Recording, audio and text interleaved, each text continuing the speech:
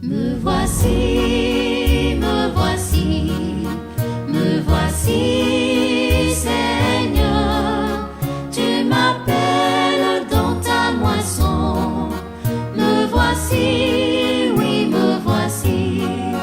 Tu m'appelles dans ta moisson. Me voici, oui, me voici. Bienvenue, chers téléspectateurs, dans Sentier de vocation, votre émission qui vous plonge au cœur des appels de Dieu, où des vies ordinaires deviennent des instruments extraordinaires de l'Évangile. Aujourd'hui, nous accueillons une personne spéciale. C'est un visage jeune, inspiré par les figures de Saint François d'Assise et de la Vierge Marie au service des pauvres. Il a su faire avec audace de l'univers numérique un terrain missionnaire. Comment a-t-il été appelé? Comment conjugue-t-il vie religieuse, ministère pastoral et mission digitale? Quels sont les défis et les joies qui jalonnent son chemin? Sentier de vocation, c'est maintenant. Me voici, me voici, me voici, Seigneur. Tu m'appelles dans ta moisson. Me voici, oui, me voici. Tu m'appelles dans ta moisson. Me voici, oui, me voici. Bien-aimés dans le Seigneur, avec votre complicité, nous avons la joie d'accueillir chaleureusement ici sur ce plateau de Sentier de vocation le révérend Père Roland Anselme Adjaclui. Il est vicaire sur la quasi-paroisse Notre-Dame de l'Espérance à Fiadenigban.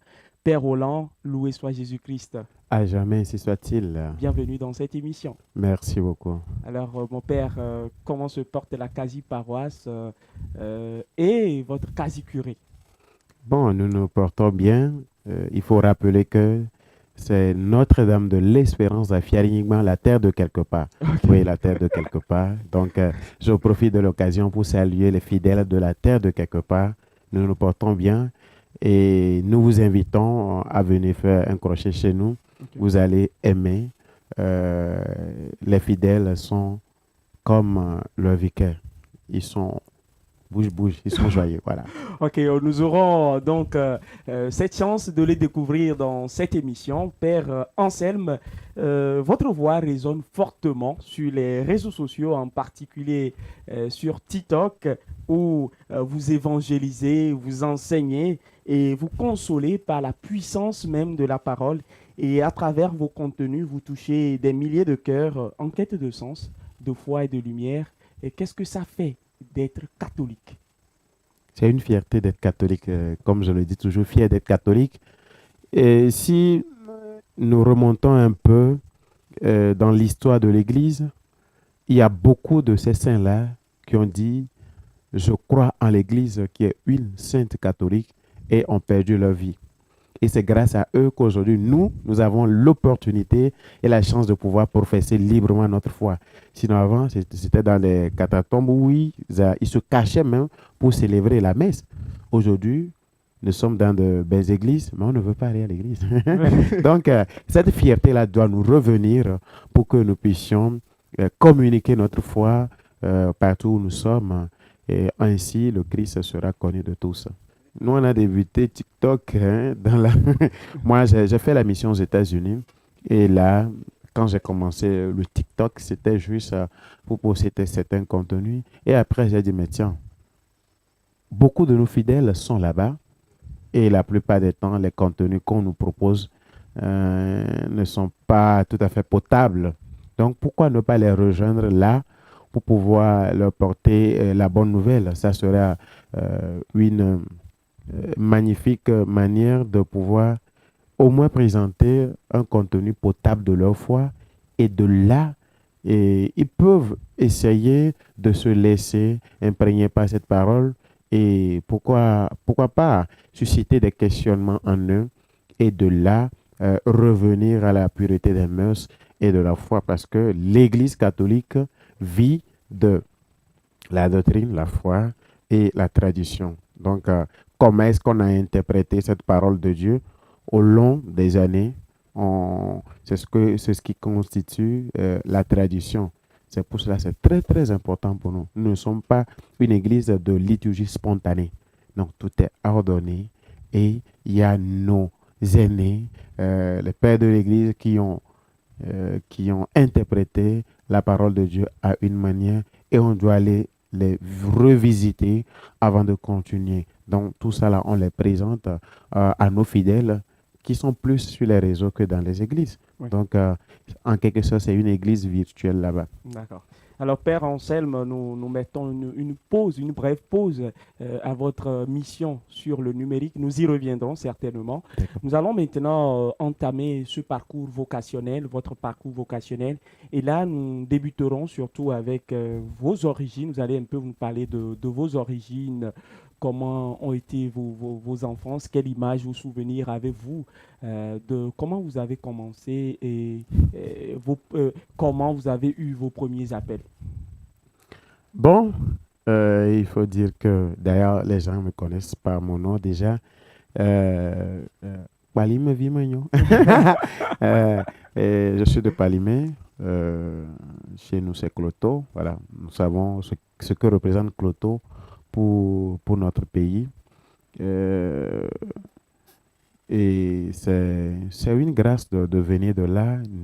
Moi, j'ai fait une partie de mon enfance à Palimé, l'autre partie à Lomé, et une partie de mon adolescence à Palimé, et le reste, Lomé, et puis les voyages de formation et autres.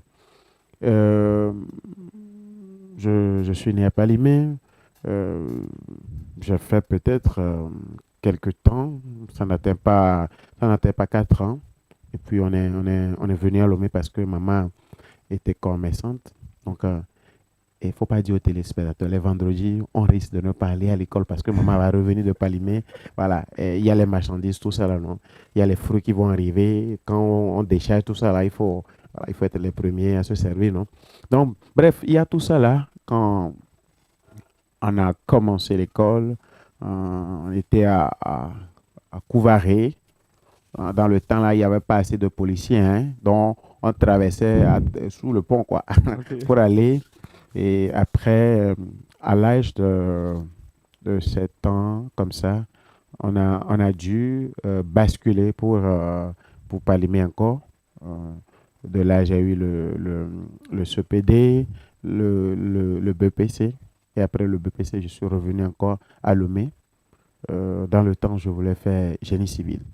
Voilà. Mais les places, voilà, il y avait pas mal de difficultés qui ont fait que finalement, j'optais pour la série scientifique.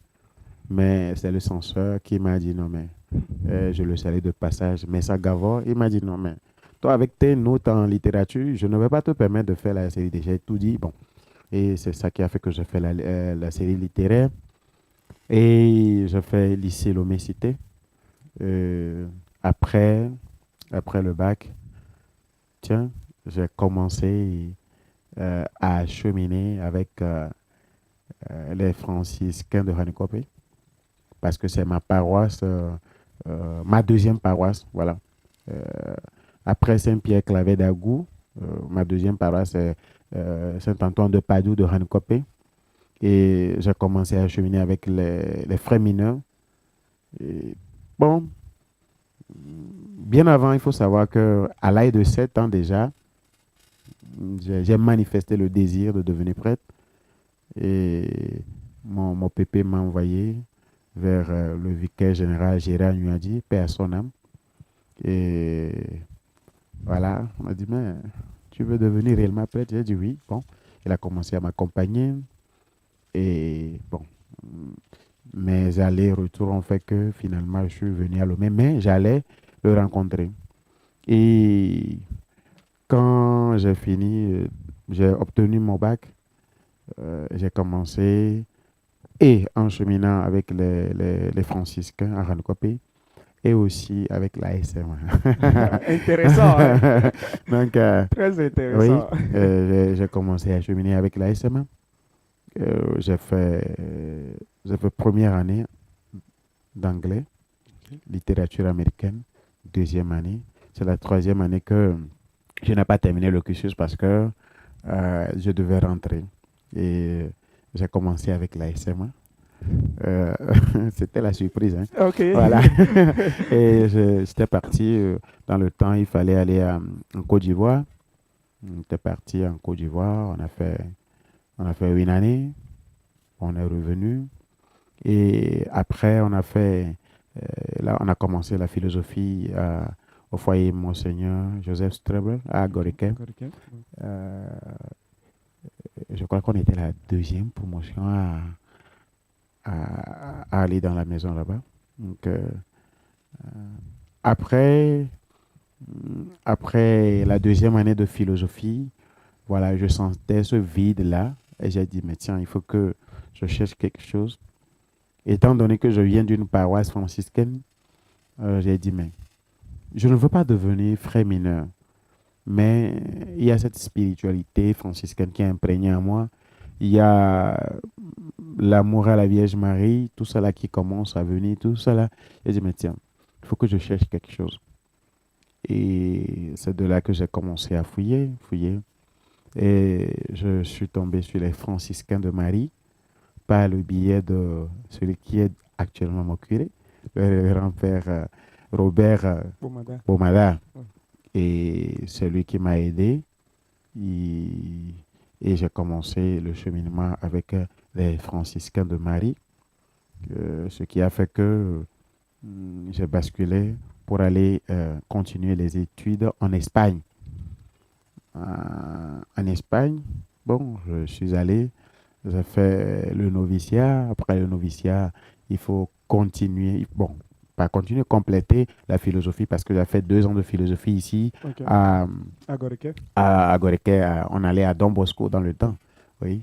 Euh, donc, j'ai complété la philo et j'ai fait la théologie. Et au cours de ma formation, j'ai eu pas mal de difficultés et aussi beaucoup de joie. À Agorité, on était les vrais pagailleurs. Il suffit de mal chanter les psaumes et la journée est finie pour toi, hein. Oui, oui, oui. Je me rappelle qu'un jour, ça m'a pris, j'ai mal chanté, waouh. Il fallait voir dans le bus parce qu'il faut prendre le bus d'Agorité pour venir à Don Bosco. Ouais. Mais c'était, je dirais, c'était les meilleurs moments que moi j'ai passés jusqu'à présent, c'est le moment de la formation. Oui, c'était vraiment trop cool. Et à la SMA, c'était l'internationalité. Il y a plusieurs nationalités et il faut essayer de compaginer les choses. Ce n'était pas facile, mais si tu as une personnalité un peu extravertie, ça t'aide à pouvoir intégrer et apprendre le rythme. Oui. Donc, j'ai pas mal de souvenirs quand même de là, mais euh, il y a un événement qui m'a marqué quand je passais avec la SMA, c'est que ils ont toujours voulu faire le projet du t-shirt pour commémorer l'anniversaire du fondateur. Oui. Euh, mais ça ne fonctionnait pas. Et grâce à Dieu, quand c'était arrivé, bon, on a eu à faire ce projet, ça a réussi. Euh, En tout cas, on a vendu pas mal de t-shirts quand même. Et puisque moi, j'ai eu la chance d'apprendre la sérigraphie avec mon oncle, donc j'ai seulement indiqué à mes frères de communauté comment est-ce qu'on va faire la conception et autres. Donc, on a fait les t-shirts et c'était vraiment magnifique. Euh, mais les moments de difficulté, ça n'en manque pas. Ça n'en manque pas. Euh, Surtout quand j'étais en Espagne. D'abord, c'est une nouvelle culture. Euh, il fallait se détacher entièrement de ta culture pour pouvoir épouser l'autre culture qui t'accueille. Ce sont là les difficultés. Voilà, avoir une personnalité extra aussi te cause des soucis des fois. Parce que l'autre, peut-être, les timides n'aiment pas certains pagailles. Tout ça là, ça fait que il fallait se réadapter à la nouvelle condition qui s'offre à toi, non? Ça n'a pas été facile. Je dirais que je n'ai pas eu souci de langue. Je n'ai pas eu souci de langue parce que j'avais étudié l'espagnol ici avant de partir. Et quand j'étais arrivé, j'ai dû mettre le paquet. euh, et ça m'a facilité d'intégrer le groupe. Euh, Comme ça, ça s'est déroulé pas mal sur ce point. L'autre souci, c'était comment intégrer directement la vie communautaire là-bas. Ce n'est pas que j'avais eu de difficultés à vivre en communauté, non. Comment intégrer le rythme. Je me rappelle que j'étais arrivé en Espagne en hiver. Il fallait voir. Changement de climat, tout ça là. euh, Depuis l'aéroport pour la maison. Et le lendemain, dans le froid là, on dit qu'on va laver une voiture. J'ai dit, tiens, mais avec ce froid là. Mais je me suis dit, mais c'est quoi encore ça, ces histoires? Je ne comprenais vraiment rien. Mais j'ai dit, tiens, ok, nous sommes déjà là. Et tout ça là, ça fait partie de la formation. Euh, on nous, on nous assignait des tâches. Vraiment, le supérieur ne voyait pas que je travaillais. Il dit, et je faisais tout hier. À chaque fois, on m'interpelle que je ne travaille pas. Je dis, hey, mais je travaille jusqu'à... Je m'offre aux gens pour dire, mais vous avez besoin d'aide? On dit que je ne travaille pas. Ok. On a une maison de retraite. En été, on y va. Et l'été, là, elle dit, mais vous allez voir si je travaille ou pas. Donc, il faut tondre les herbes qui sont là. Généralement, on met, bon, ça dépend, 1 semaine ou 2 semaines pour finir de tondre la maison l'été. Mais en 3 jours, j'ai failli finir.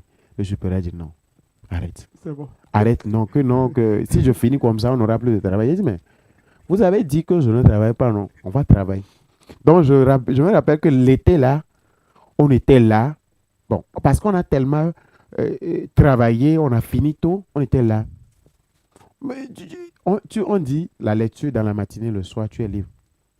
Mais tu finis la lecture, mais tu ne sais quoi faire. Parce que là-bas, il faut dire, il n'y a pas Internet. Il n'y a pas Internet. Donc, il n'y a rien d'autre que de lire. Il y a, la télé même, ce sont les vendredis où on fait nuit de communauté que nous voyons la télé. Donc, il n'y a pas ça, quoi. Soit tu lis, soit tu vas à la chapelle prier. Et le soir, ouais, la partie intéressante, le foot. Oh, c'est là-bas même. Tu nous vois, on va dans un petit village là-bas.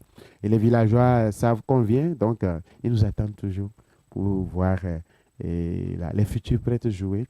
Et ce sont aussi les événements qui marquent pour voir que le peuple de Dieu nous attend, pour nous regarder, pour dire, pas le fait de lire la Bible, de servir à l'autel, on peut faire des loisirs aussi. Et c'est ce que nous devons inculquer à nos fidèles, que le prêtre n'est pas seulement celui qui célèbre la messe, après il prie le chapelet et il lit la Bible et puis c'est fini. Non, le prêtre, il peut même faire le théâtre, il peut faire la comédie, mais il faut voir quel type de théâtre, quel type de comédie, que cela soit voilà, instructif pour celui qui regarde et celui qui suit. Donc, pour ne pas trop aller dans les détails, les coins, les recoins, tout ça là, je pense que mon parcours a débuté comme ça et en, en 2000, en juin 2021, nous sommes les prêtres de Covid. Et il y a une petite histoire autour de l'ordination. On devait revenir en avril, au temps de Pâques, pour recevoir l'ordination. Mais il y avait un souci, tout ça là. Bon, j'ai dit. Une seule chose que moi j'ai demandé au Seigneur. Seigneur, si on doit revenir en juin, que cela soit mon jour d'anniversaire. Et le Seigneur l'a exaucé. Donc je suis ordonné le jour de mon anniversaire. Je suis né dans le sacerdoce le jour où je suis venu au monde. Donc, je fête les 2 événements le 26 juin. Donc, à chaque 26 juin, il faut savoir que tu dois prier doublement pour moi, pour mon anniversaire de naissance dans la chair et pour mon anniversaire de naissance dans le sacerdoce. Et arrivé à l'ordination, on l'a fait à Kégué, je me rappelle, quand on a commencé l'appel, présentation des candidats, et une grande pluie a commencé. La pluie, voilà, battait le record jusqu'à 14 heures, quelque chose avant que la pluie ne s'arrête. Mais c'était vraiment émouvant. Après l'ordination, je me rappelle qu'il y a quelques amis qui savent que je fête l'anniversaire. Ils ont commencé à chanter. Bien avant ça, Christian Bariga, je le salue de passage. Et quand il faisait les commentaires, il dit, mais, et voilà l'élu du jour, le plus heureux parmi les heureux. Et aujourd'hui, c'est son anniversaire. Nous lui souhaitons joyeux anniversaire. Tout ça là. Et après, la chorale a pris joyeux anniversaire. Tout ça là, c'était waouh, waouh. Je n'oublie jamais ce jour-là et je me suis dit qu'il faut toujours attendre le moment idéal que Dieu choisit pour nous. Et ce que nous trouvons impossible ou bien pas fiable ou bien pas sûr, le Seigneur le transforme. Et ça rejoint plus ou moins l'évangile d'aujourd'hui, non? Zacharie qui a douté, qui ne croit pas en ses capacités, qui dit, mais moi vieux comme ça, ma femme aussi vieille, est-ce qu'on peut avoir un enfant, tout ça là? Mais et l'ange a dit, mais tiens, parce que tu as douté, tu vas avoir tel châtiment. Le châtiment n'était pas parce que Dieu est un méchant, non. On veut l'amener, c'est correctionnel, on veut la mener à pouvoir avoir plus de foi parce que il est censé inculquer la foi aux autres. Il est prêtre. Donc, il doit pouvoir amener le peuple de Dieu à avoir cette confiance en Dieu, cette confiance qui fait enraciner. Donc, ce parcours, d'une manière résumée comme ça, est arrivé à être couronné avec l'ordination le 26 juin 2021. Donc, nous sommes dans la vie du Seigneur. On fait de notre mieux au jour le jour pour pouvoir correspondre à sa fidélité parce que il ne nous a pas choisi parce qu'on est intelligent, parce que je vais parler en termes de jargon des jeunes, on est BG, tout ça. Non, il nous a choisi par pure grâce, pris d'entre les hommes, non, pour pouvoir aller vers son peuple de Dieu. Et je crois qu'à chaque fois que nous célébrons notre anniversaire d'ordination, ou bien nous célébrons la messe, nous célébrons la fidélité du Seigneur envers nous, parce que nous ne sommes pas dignes et nous ne sommes pas des saints, mais on fait un effort à travers nous, ces pauvres pécheurs, l'instrument que le Seigneur utilise. Alors, Père Anselme, chaque être humain est issu d'une famille. Et nous savons que les familles doivent être des lieux ou des cadres d'accompagnement, de soutien pour les vocations. Parlez-nous un peu de votre famille et comment cette famille a essayé de façonner un peu votre vie de vocation, surtout de discernement. Bon, bref, je l'ai nommé tantôt qu'à l'âge de 7 ans, j'avais manifesté le désir que je veux devenir prêtre. Bon, dans le temps, c'était comme un rêve d'enfant. Bon. Mais avec le cours des années, bon, enfant de cœur, souvent c'est comme ça, non? Enfant de cœur, mais ils sont en train de voir. Et quand on revient à la maison, on célèbre les messes, non? Tout ça là, on imite les prêtres. Bon, arrivé à un moment, ils sont en train de voir. Il est en train d'avancer. Et c'est après le bac qu'il y avait beaucoup de doutes et de voir si ça va se confirmer ou pas. Cette partie, j'ai fait exprès de ne pas mentionner. Si je devais rentrer après le bac comme prévu, cette année, peut-être je serais en train de célébrer soit mes 6 ans ou 7 ans. Parce que juste après le bac, n'oublie pas que j'étais enfant du VG, le VG, attention. Et je devais rentrer là, mais j'ai dit non, tiens, je ne veux pas rentrer. Et mon curé, paix à son âme, le père Gérard lui a dit, Il était malade, mais il m'a appelé, j'étais là. Il dit, mais ah, tu as le bac maintenant, tu vas aller faire les analyses, tout ça là, et tu vas rentrer. Je t'assure. Quand je suis sorti de là, c'est comme il y a euh, une puissance qui dit, mais tiens, il faut laisser ça. Comme le disent les Ivoiriens, ah, il faut dire ça. Elle dit, non, moi, je ne rentre plus. Hein. Mais à côté de ça, il y a ce désir qui ne m'éloignait pas du service et d'aller à la messe et autres. Maintenir l'idée de devenir prêtre, il y avait ça. Mais l'année là, j'ai dit, je ne vais pas rentrer. Et subitement, malheureusement, mon curé était décédé. Waouh! C'est un événement qui m'a vraiment marqué. Et quand j'étais parti à la veillée, j'ai dit, le corps était exposé dans une grande salle, on devait faire le tour. J'avais tellement honte, tellement. Et j'ai dit, quand je passais, j'ai dit, mais si c'est que le Seigneur m'appelle à devenir prêtre, je ferai tout pour devenir prêtre et je viendrai prier sur ta tombe. C'est ce que je lui ai dit. Et je suis parti. Et la famille m'a soutenu. Je ne vais pas dire non.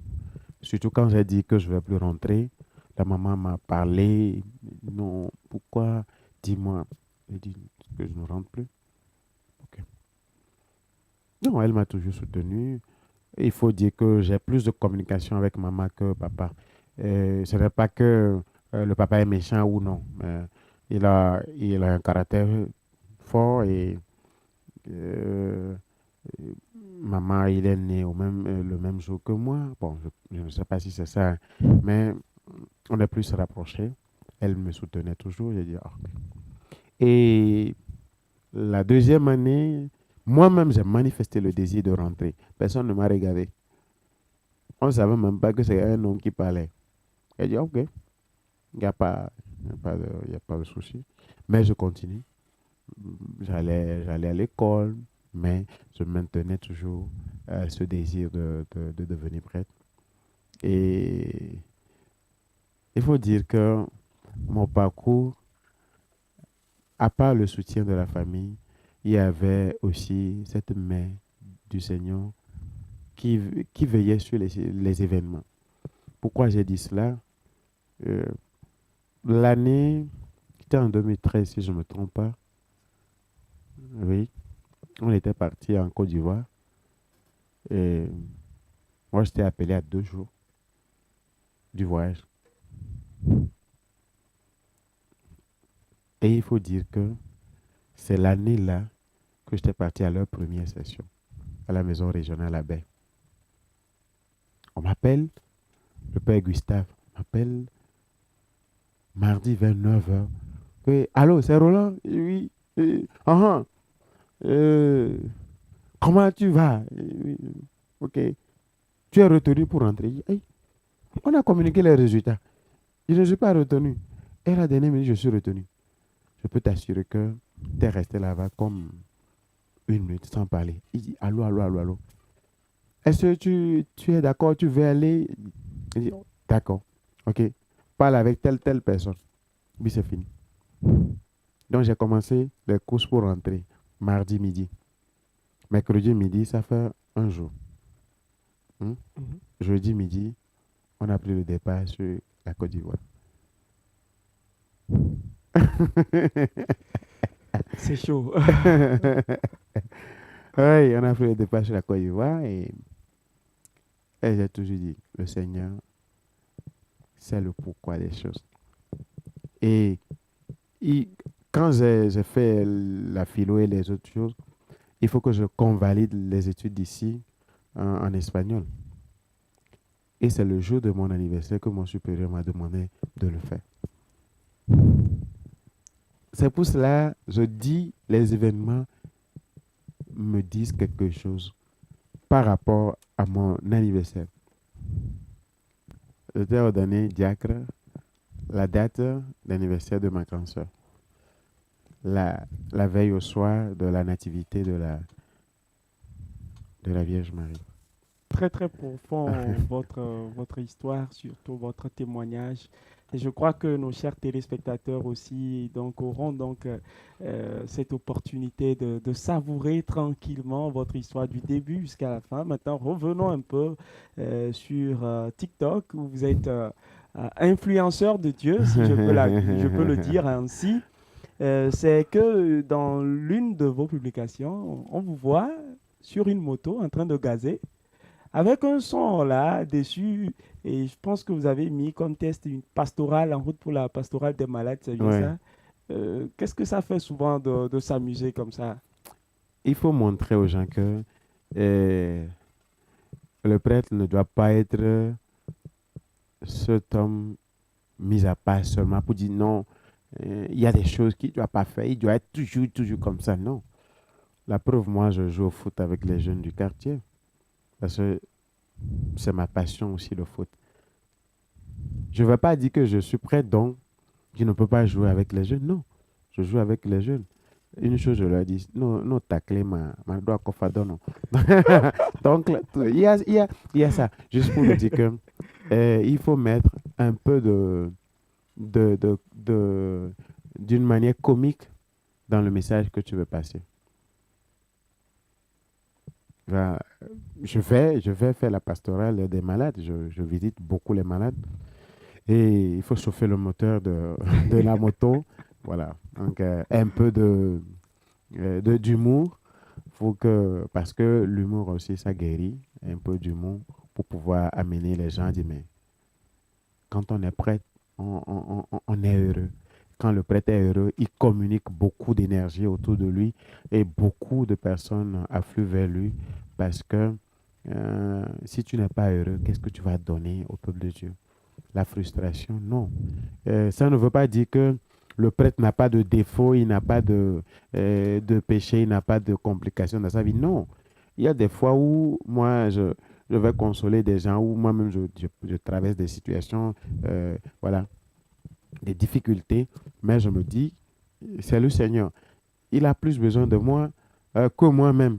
Donc, il faut que j'aille, voilà, gazer la moto. Il faut chauffer, quoi. Il faut chauffer le moteur, aller rendre visite aux malades.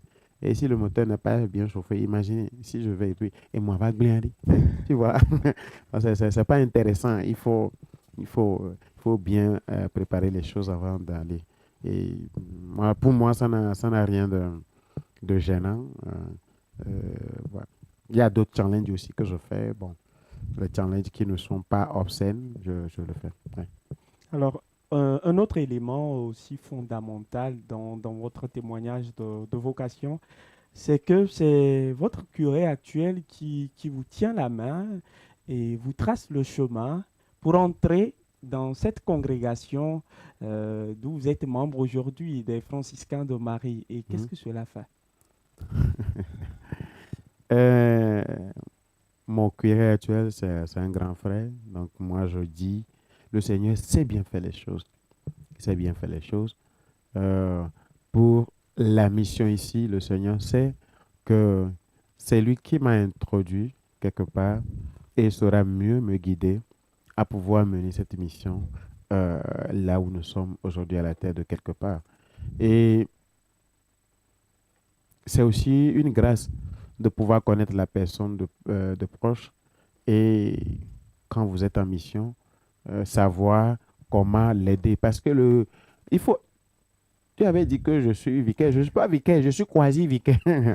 J'ai l'habitude de rappeler aux gens, non, je suis quasi-vicaire. Quasi-vicaire, oui. Quasi-paroisse, quasi-curé, Quasi-vicaire. quasi-vicaire. Voilà, une manière comique de dire les choses. Donc, le vicaire est là auprès du curé pour apprendre à faire la pastorale. C'est très important cet aspect. Si toi, vicaire, tu comprends cet aspect, tu vas mieux évoluer et tu vas apprendre beaucoup de choses. Le curé, canoniquement, c'est à lui que Monseigneur a remis la paroisse. Il n'a pas remis au vicaire ou il n'a pas remis au curé et au vicaire. Non, il a remis la cure d'âme ou bien euh, le soin pastoral des âmes est remis au curé. C'est pour ça que ce sont les curés seuls qui doivent célébrer les sacrements. Ils peuvent déléguer les vicaires, mais ce sont eux. Ça ne veut pas dire que le vicaire, il dit vicaire, non, mais canoniquement, le droit canon dit que le curé, c'est lui qui tient la paroisse, c'est lui qui doit célébrer le sacrement, parce que c'est à lui de prier pour son peuple de Dieu en première personne. Et maintenant, il t'associe. Donc, toi, tu es là comme son ombre. Tu l'aides dans cette tâche. Et pour moi, c'est une grande bénédiction d'être à côté de celui qui m'a aidé à pouvoir aujourd'hui faire partie des franciscains de Marie. Et là-bas, on fait une mission extraordinaire. On est en train de faire ce qu'on peut faire. Je ne sais pas quand est-ce que vous allez venir nous rendre visite, mais il faut dire que la terre de quelque part, c'est vraiment la terre de quelque part. Ouais. Ouais. Ouais. Et Père, parlez-nous un peu de votre congrégation des franciscains de Marie. Les franciscains de Marie, il faut dire qu'au début, c'était une association des fidèles laïcs. Une association qui a pour objectif d'enseigner les laïcs à être autonomes. C'est-à-dire, quand tu connais les doctrines de l'Église, les enseignements de l'Église, tu prends en main ta foi. Tu n'attends plus le prêtre pour peut-être venir à l'homélie de dimanche pour te dire ceci. Ça ne veut pas aussi non plus dire que tu deviens autonome, tu ne veux plus écouter un prêtre. Non. Enseigner les laïcs à rendre grâce, à être autonomes de leur foi. Et notre charisme, c'est la gratitude. Ce n'est pas gratitude, merci, akpé, non. La profonde gratitude qui naît du cœur aimant en réponse de l'amour premier de Dieu envers l'humanité. C'est Dieu qui nous a aimés en premier. Donc, il faut pouvoir essayer de lui témoigner cet amour en retour. Et nous, on l'appelle l'amour de retour. C'est Dieu qui a l'amour d'envoi ou bien d'aller, et à nous de faire le retour. Et c'est en cela que nous apprenons à être des hommes remplis de gratitude. Parce que après chaque action de grâce vient la grâce. Ou après chaque grâce vient l'action de grâce. C'est vice-versa. Si tu reçois une grâce, il faut rendre grâce. Tu rends grâce parce qu'il y a une grâce qui vient. Et en effet, on dit on chante ça, non? Donc, juste pour nous dire que c'est très fondamental de pouvoir apprendre à rendre grâce. Et rendre grâce ne veut pas dire ah Seigneur, merci. Non. Il faut aller au-delà de Seigneur, merci. Se rappeler au moins de ces quelques fois que le Seigneur t'a béni et tu rends grâce. Et quand tu rends grâce, tu deviens quelqu'un qui assainit son cœur. Parce que la gratitude, ça purifie le cœur. Ça purifie le cœur. Tu rends grâce parce que tu es véridique que le Seigneur a fait des merveilles en toi, comme la Vierge Marie. Et nous avons deux piliers. Saint François d'Assise, que vous connaissez déjà bien. L'autre Christ. Celui qui a vécu jusqu'à avoir la grâce d'être l'autre Christ. Et la bienheureuse Vierge Marie, celle qui a cru. C'est à cause d'elle qu'aujourd'hui nous attendons la venue du Sauveur. Donc, les deux piliers nous aident à pouvoir aller vers Jésus, à pouvoir rendre grâce à Dieu. Et notre première mission, c'est d'enseigner le peuple de Dieu à rendre grâce. Parce qu'on était né dans une situation de suffisance européenne où c'était la consommation à outrance. J'ai de l'argent, je paye ce téléphone ou bien cette voiture, et quand je vois qu'il y a un peu de panne, je jette, je paye un autre. Donc ça veut dire que le consumisme, voilà, il faut consommer pour consommer. Or, à côté, il y a des gens qui ont besoin. Notre leitmotiv, c'est de vivre avec le nécessaire. Si tu vois que cette caméra ne va pas te servir, pourquoi la payer? Si tu vois que cet habit, tu ne vas pas vraiment l'utiliser, il ne faut pas payer. Vivre avec le nécessaire. Il ne faut pas créer des nécessaires superflus. Donc, créer le nécessaire le nécessaire qui est vraiment nécessaire. Et ça t'aide à pouvoir au jour le jour accueillir la volonté de Dieu et cette charité que tu puisses aider les gens à au moins avoir le visage visible de Dieu en toi. C'est vraiment important. Maintenant, il faut dire que quand la congrégation commence dans les premiers pas, ils sont en étape d'essai. Déjà en 1988, dans le diocèse de Madrid, en étape d'essai, tout ça là. Mais au fur et à mesure, il faut élaborer les statuts, les règlements, tout ça là, avant d'envoyer à Rome. Et c'est Rome qui va dire, tiens, ça peut aller, ça ne peut pas aller.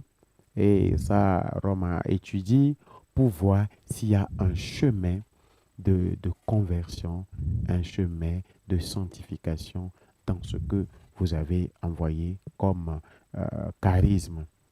Et c'est après plusieurs études que cela se rend public. Et dans cette manière publique de faire les choses, on dit, mais ici, il y a quoi? Il y a un chemin de sainteté. Un chemin de sainteté. Et l'approbation pontificale ne date pas plus longtemps. À peine nous avons fêté 18 ans. Donc, et il faut dire aussi que la bulle papale qui décrétait officiellement que les franciscains de Marie ont une spiritualité qui mène vers la sainteté. La bulle a été envoyée le 26 juin, un 26 juin. Un 26 juin. C'est vrai un peu, non? Donc, et là, officiellement, on peut être présent dans tous les pays pour pouvoir évangéliser.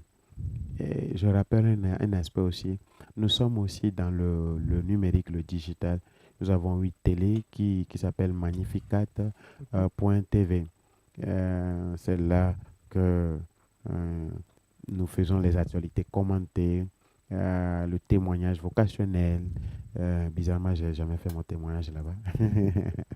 il y a la messe en direct et pas mal d'émissions qui aident les fidèles à pouvoir se rapprocher de Dieu. Plus ou moins, c'est ça la spiritualité d'une manière, je dirais, ramassée pour quelqu'un qui veut savoir, avoir une idée sur les franciscains de Marie. Et il y a un aspect qui est très important pour nous, c'est la défense de Jésus, l'apologétique. Qui défend les droits de Jésus? Souvent, nous les catholiques, nous sommes faibles devant les autres confessions religieuses. Quand on veut parler du catholique, on se retient, on ne veut pas. On va dire que je suis catholique, que j'adore ceci, mais il faut être fier d'être catholique, tu défends ta foi. Maintenant, pour défendre ta foi, il faut la connaître. Si tu ne la connais pas, tu vas aller dire quoi? Et on va venir te dire, la Vierge Marie a eu des enfants après Jésus. Tu vas dire, oh, c'est vrai. Parce qu'on prend l'évangile de Saint Matthieu, qui dit, mais les frères de Jésus sont venus. Il dit, tes frères et tes soeurs et ta mère sont là pour te voir. Il dit, oh, les blémis, non. Il faut connaître la parole de Dieu, connaître ta foi et connaître la tradition. Je l'avais nommé au début. La tradition de l'Église est très, très importante pour nous. C'est elle qui nous enseigne comment les textes ont été écrits, dans quelle langue, dans quel contexte, comment on l'a interprété et comment l'Église a célébré ces moments-là. Et si tu connais ces contours, tu peux avoir même le plus féroce, le plus puissant des pasteurs au monde. Il ne va même pas essayer. Et je dis que j'ai beaucoup d'amis prêtres et pasteurs qui ont essayé. Moi, je leur ai dit que 3 mois avec Bible encore sur là. Donc, il faut beaucoup d'années avant qu'on arrive à pouvoir mener un débat. Parce que la révélation, proprement dite, est terminée avec Jésus-Christ.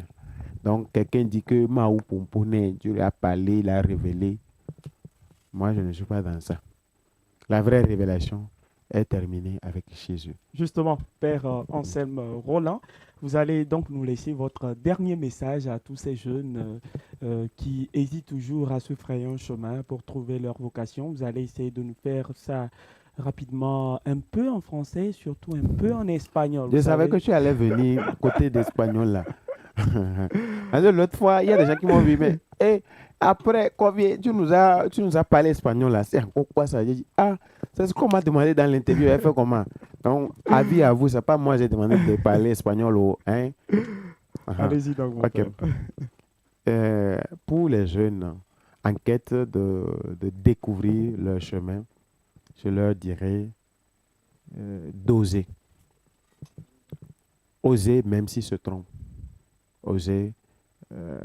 Parce que si le Seigneur a mis dans vos cœurs, vos jeunes, un désir, c'est qu'il vous appelle à une grandeur. Et c'est à vous d'oser pour pouvoir vous laisser. Et le Seigneur ne saura jamais, jamais vous abandonner. Quand vous allez oser, vous allez faire comme la Vierge Marie. Elle dit, mais moi, petite comme ça, ok, je ne connais pas un homme. Comment cela va se faire? Tu vas dire, Seigneur, je n'ai pas les moyens, je n'ai pas les capacités. Comment est-ce que je vais discerner ma vocation? Et c'est de là que le Seigneur va mettre des gens sur ton chemin, des paroles bibliques, des enseignements pour t'aider à faire le discernement. Donc, mon message se résume à oser. Et quand on ose, je crois que le Seigneur saura nous rejoindre. Maintenant en espagnol. Les jeunes là disent qu'ils ont fait. D'accord. Queridos jóvenes, hoy,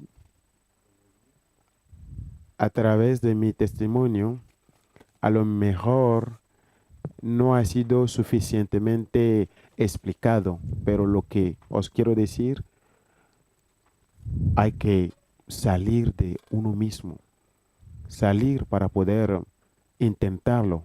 Inténtalo hoy, inténtalo mañana, inténtalo siempre y el Señor que te llama sabrá cómo ayudarte a través de personas, a través de lo que sea, retiros, a través de citas bíblicas, enseñanzas, para poder ayudarte a discernir tu vocación. Si tienes inquietud vocacional, no dudes en contactar conmigo y todos juntos vamos a caminar y el Señor nos guiará con su luz. Os quiero todos muchos y os mando mi bendición. Gracias, Padre. Muchas gracias por haber aceptado nuestra invitación. Nada, fue un placer para mí. Ok, bien chers amis connectés dans le Seigneur, nous sommes arrivés au terme de cette émission Sentier de vocation. Nous étions en compagnie du révérend Père Anselme Roland Adiaklui. Il est vicaire, quasi-vicaire, comme Voilà. il aime bien le dire, sur la quasi-paroisse Notre-Dame de l'Espérance à Fiadeniban, la terre de quelque part. Et il faut toujours préciser, la terre de quelque part. La terre de quelque part. Ouais. Et donc, vous avez suivi un bon témoignage qui, ma foi, pourra beaucoup vous édifier, chers téléspectateurs. Rendez-vous pour un prochain numéro de Sentier de vocation. Jusque-là, portez-vous bien et que la grâce de Dieu vous accompagne toujours. Au revoir. Me voici,